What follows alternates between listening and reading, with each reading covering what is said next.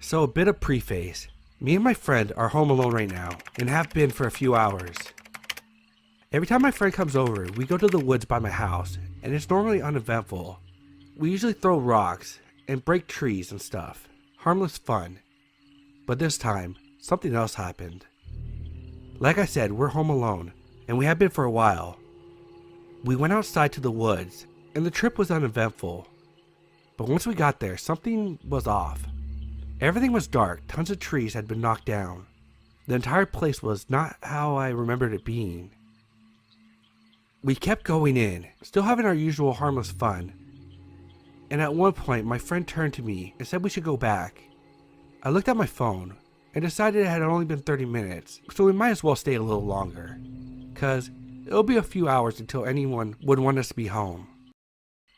Our plan was to go further than we had ever been into the woods, which isn't very hard for us because I've barely been that deep.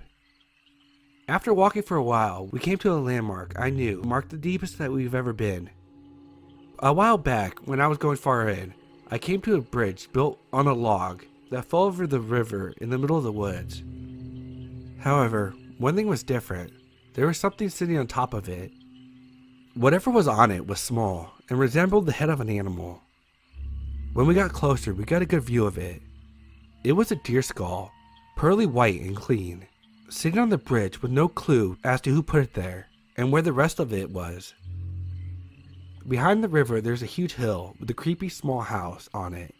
And while we were looking around, we heard a creak or some high-pitched noise from up towards it.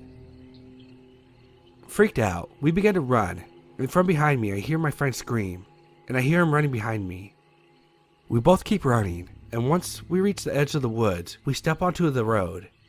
I asked him why he screamed, and he said he heard footsteps next to him. We quickly made our way home, and when we got here, the garage door was open.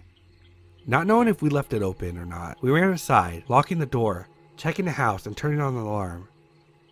Now we're sitting here, and by the time I finish this, it's nearly 2 hours since, and I can't shake the fear of the eerie woods from me.